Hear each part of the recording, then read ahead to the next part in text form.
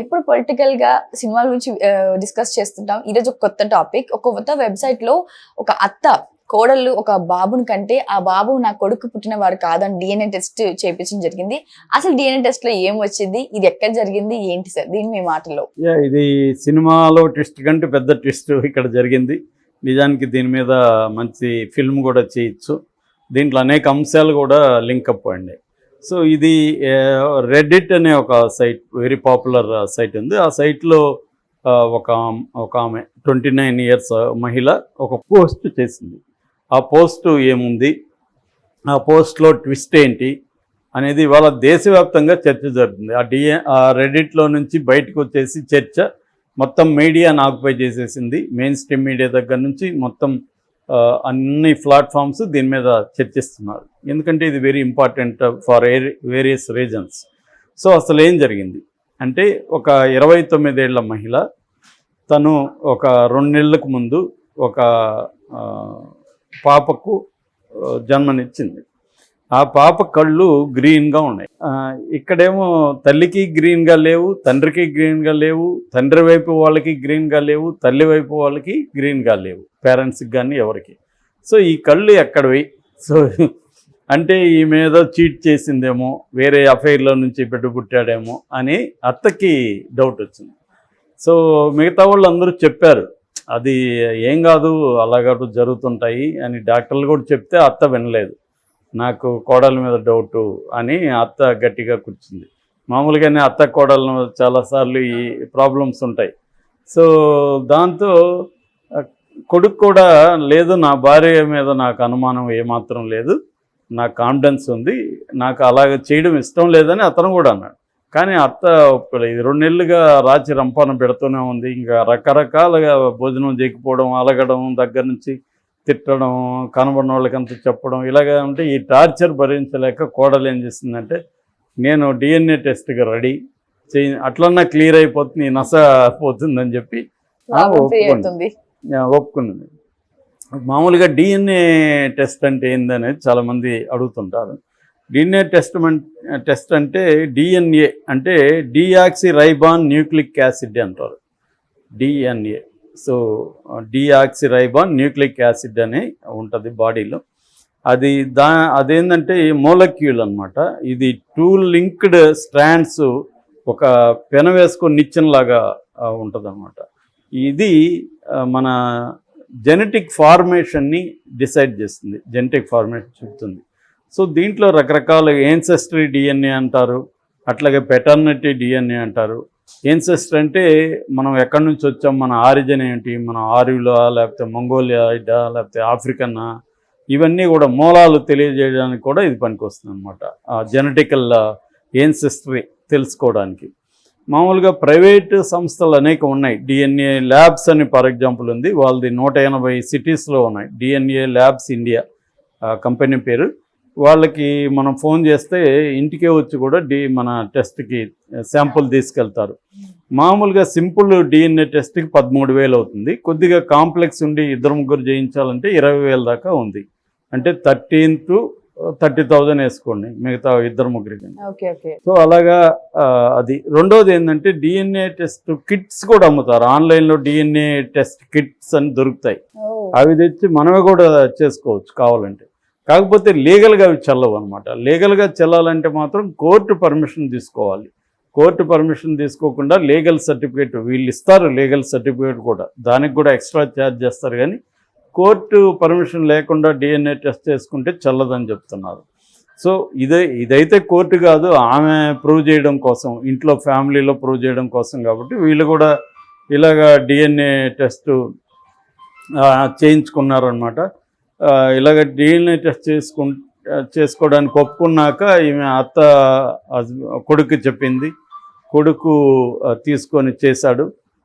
చేస్తే కరెక్ట్గానే ఆమె ఆ బిడ్డ డిఎన్ఏ వాళ్ళ నాన్న డిఎన్ఏ ఒకటే అని తెలిసింది. అంటే ఆమె చీట్ చేయలేదు, తన హస్బెండ్తోనే బిడ్డను కన్నదని తెలిసింది.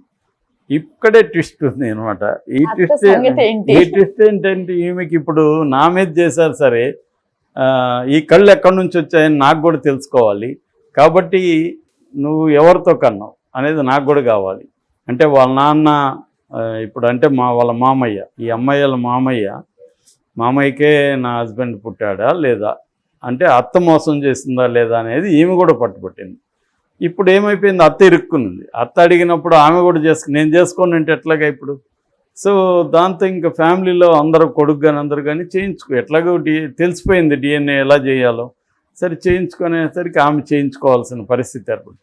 చేయించుకుంటే దాంట్లో ఫెయిల్ అయింది ఆమె టెస్ట్లో. అంటే ఆమె కొడుకు వాళ్ళ హస్బెండ్కి పుట్టలేదనేది తెలిసిపోయింది. కానీ ఆమె ఎవరికి పుట్టారో ఆమె చెప్పట్లేదు కాదు సారీ, ఇక్కడ ఆమెకి చెప్పలేదు. టెస్ట్ చేశారు కానీ ఆమెకి చెప్పారు కానీ ఇంట్లో ఎవరికి చెప్పలేదు. దీన్ని బయట పెట్టాలని అనుకోవట్లేదు వీళ్ళు.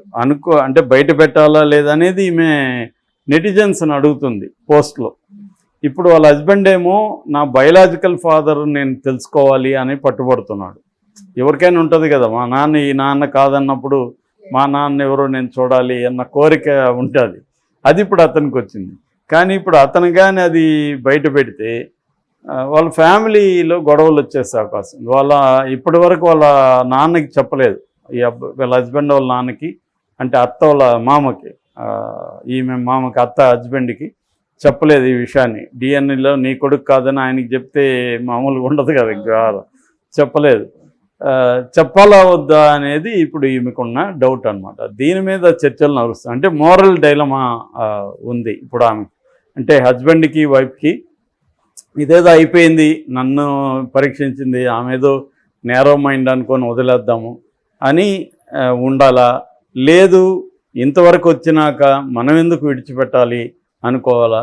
ఇప్పుడు హస్బెండ్కి ఏమో ఇంకో వైపు వాళ్ళ అసలు నాన్న ఎవరు కావాలి, మరి అది కావాలంటే ఓపెన్ అప్ చేయాలి దీన్ని, ఇలా చేస్తే ఏం సమస్యలు. ఇది ఆమె ఒక తేనె తొట్టిని కదిపినట్టు కదిపేసింది. ఇప్పుడు దాంతో ఏమైందంటే చాలామంది ఏమో ఇంకెందుకు వదిలేయండి, ఫ్యామిలీ డిస్టర్బ్ అయిపోతుంది.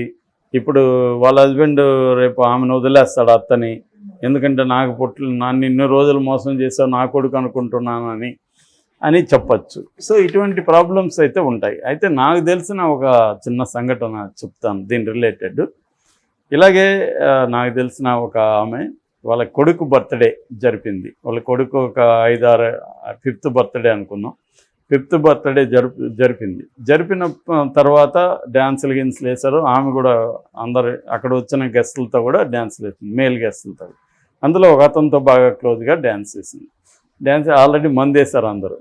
సో ఈ మొగుడికి హస్బెండ్కి ఏంటంటే జలసీ వచ్చింది, నా ఎదురుగా నువ్వు వాడితో క్లోజ్గా డ్యాన్సులు వేస్తున్నావు అని. అందరూ వెళ్ళిపోయినాక గొడవలు మొదలుపెట్టారు. ఈ గొడవలు ఏ స్థాయికి వెళ్ళిపోయినాయంటే బాగా కొట్టుకునే స్థాయికి వెళ్ళిపోయినాయి ఇద్దరు. ఆ కొట్టుకునే స్థాయికి వెళ్ళిపోయి ఫైనల్గా అమ్మాయి ఒక షాక్ ఇచ్చింది హస్బెండ్కి. ఏమంటే అసలు వీడు నీ కొడుకే కాదు అని చెప్పింది. షాక్ అయ్యాడు. షాక్ అయినాక అసలు విషయం చెప్పింది, ఎవరికి పుట్టాడో కూడా చెప్పింది బర్త్డేకి. ఇప్పుడు వాడు ఏం చేయాలి అనేది అతనికి కూడా ఇదే డైలమా వచ్చింది. కానీ అతను యాక్సెప్ట్ చేశాడు. ఎవరు పుడితే ఉంది, అయిపోయింది, వీటితో నాకు అనుబంధం ఉంది, చిన్నప్పటి నుంచి నేను క్లోజ్గా పెంచాను, ఎవరు పుడితే ఏంటి, హీజ్ మై సన్ అని అతను ఓన్ చేసుకున్నాడు. ఎందుకంటే అతనికి కూడా ఇతను ఫాదర్ అంటే అఫెక్షన్ ఉంది బాబుకు కూడా. ఇప్పుడు ఇవన్నీ చెప్పి వాడిని డిస్టర్బ్ చేసి ఏదో అయిపోయింది అని వదిలేశాడు. సో జనరల్గా దీంట్లో కూడా అదే బెటర్ అనిపిస్తుంది నాకైతే. ఎందుకంటే ఇప్పుడు అత్త ఏదో శీల పరీక్ష చేయాలనుకుంది కోడలికి, ఇప్పుడు ఈ కోడలు దాన్ని ప్రతీకారంతో చేసింది, అంతవరకు అయిపోయింది. ఇప్పుడు దీన్ని బయట పెట్టి మళ్ళీ ఫ్యామిలీలో లేనిపోని వ్యవహారాలు చేసి ఇది లైవ్స్ అంతా డిస్టర్బ్ అయిపోతాయి. ఒక్కోసారి డిస్టర్బెన్స్ ఎటు దారి తీస్తుందో కూడా తెలియదు. రేపొద్దున ఆమె అత్త సూసైడ్ చేసుకోవచ్చు, లేదా మామ చేసుకోవచ్చు, ఒక్కసారిగా డిస్టర్బ్ అవుతుంది. అందుకని కొన్ని నిర్ణయాలు తీసుకునేటప్పుడు అనేక విషయాల్ని పరిగణలోకి తీసుకొని ఆలోచించి చేయాలి. మనకు మామూలుగా బిహేవియరల్ ఎకనామిక్స్లో 2 రకాల థింకింగ్ సిస్టమ్స్ ఉన్నాయని చెప్తారు, fast thinking and slow thinking. Fast thinking అంటే ఇప్పుడు కార్ డ్రైవ్ చేస్తాం, సడన్గా ఏదో వస్తే అప్లై చేస్తాం break, that is fast thinking. Slow thinking అనేది అక్కడ పనికిరాదు. ఆలోచించి బ్రేక్ వేస్తే ఏంటి, వేయకపోతే ఏంటి అని ఆలోచించే టైం లేదు. అట్లా ఫాస్ట్ థింకింగ్ కొన్ని విషయాలు ఉండాలి, కానీ at the same time slow thinking కూడా ఉండాలి. ఇప్పుడు మన క్లోజ్ ఫ్రెండ్తోనో లేకపోతే వైఫ్ అండ్ హస్బెండ్కో గొడవలు వచ్చినప్పుడు ఫాస్ట్ డెసిషన్స్ తీసుకోకూడదు. దానివల్ల ఎమోషనల్ డ్రివెన్ డెసిషన్స్ తీసుకోవడం వల్ల కాన్సిక్వెన్సెస్ డేంజర్.